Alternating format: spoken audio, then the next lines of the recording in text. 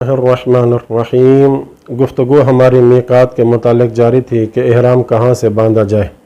آج احرام کی کیفیت کے متعلق گفتگو ہوگی۔ آیت اللہ سستانی فرماتے ہیں کہ خود احرام باندھنے کے واجبات 3 ہیں۔ پہلا واجب یہ کہ نیت کرنا، یعنی مکلف ارادہ کرے کہ عمرہ یا حج اللہ تعالیٰ کے قرب اور اس کی رضا کے لیے انجام دے گا، اور اس نیت میں آیت اللہ سستانی فرماتے ہیں چند امور شرط ہیں۔ پہلا یہ کہ نیت میں قصد قربت اور اخلاص کا ہونا ضروری ہے، جیسا کہ دیگر عبادات میں ضروری ہے۔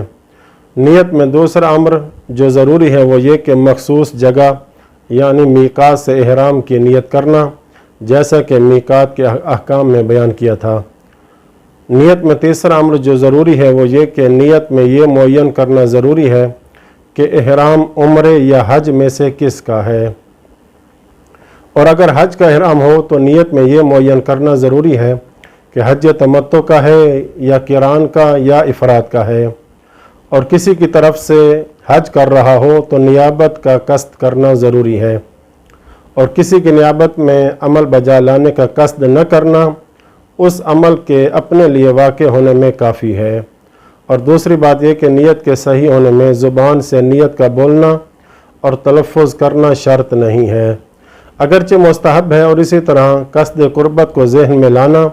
اور تصور کرنا شرط نہیں ہے، بلکہ اتنا کافی ہے کہ دوسری عبادات کی طرح تقرب خدا مکلف کو حج کی ادائیگی پر آمادہ کر رہا ہو۔ یہ تھا احرام کے واجبات میں سے پہلا، یعنی نیت کرنا۔ واجبات احرام میں سے دوسرا واجب وہ یہ ہے کہ احرام باندھتے وقت تلبیہ ادا کرنا بھی واجب ہے۔ تلبیہ کے صیغے اس طرح ادا کرے گا: لبیک اللہم لبیک لبیک لا شریک لک لبیک، اور احتیاط مستحب ہے کہ ان جملوں کا بھی اضافہ کرے: ان الحمد والنعمت لک والملک لا شریک لک لبیک۔ اور دوسری بات یہ کہ مکلف پر نماز میں تکبیرۃ الاحرام کی طرح تلبیہ کے الفاظ بھی سیکھنا اور صحیح اور درست شکل میں ادا کرنا واجب ہے۔ پس اگر کوئی کسی دوسرے شخص کی تلقین یعنی اس کے ساتھ ساتھ ہی ان کلمات کو صحیح ادا کر سکتا ہو تو کرے، لیکن اگر کوئی تلبیہ نہ سیکھے اور نہ کسی کے ساتھ ساتھ تلبیہ کہہ سکتا ہو تو غلط طریقے سے اس کا تلبیہ اس کے حق میں کافی ہے، اس شرط کے ساتھ کہ تلبیہ میں اس حد تک غلطی نہ ہو جو اس پر عرف میں تلبیہ صادق آنے سے مانے ہو،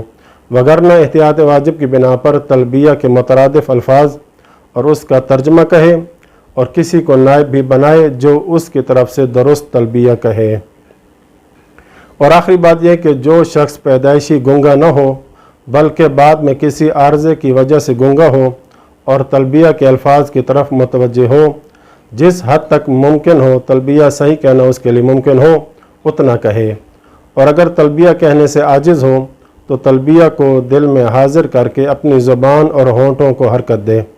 اور اپنی انگلی سے اس طرح اشارہ کرے کہ گویا تلبیہ کے الفاظ کی عکاسی کر رہا ہو۔ لیکن وہ شخص جو پیدائشی گنگا اور بہرا ہو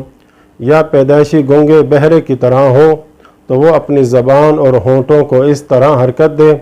جس طرح تلبیہ کہنے والا شخص حرکت دیتا ہے، اور اس کے ساتھ انگلی سے بھی اشارہ کرے۔ اور جبکہ غیر ممیز بچے کی نیابت میں کوئی دوسرا شخص تلبیہ کہے گا۔ تلبیہ کے حوالے سے باقی احکام اگلی ویڈیوز میں ہم بیان کریں گے انشاءاللہ تعالی۔ وصلی اللہ علی محمد و اہل بیتہ الطاہرین۔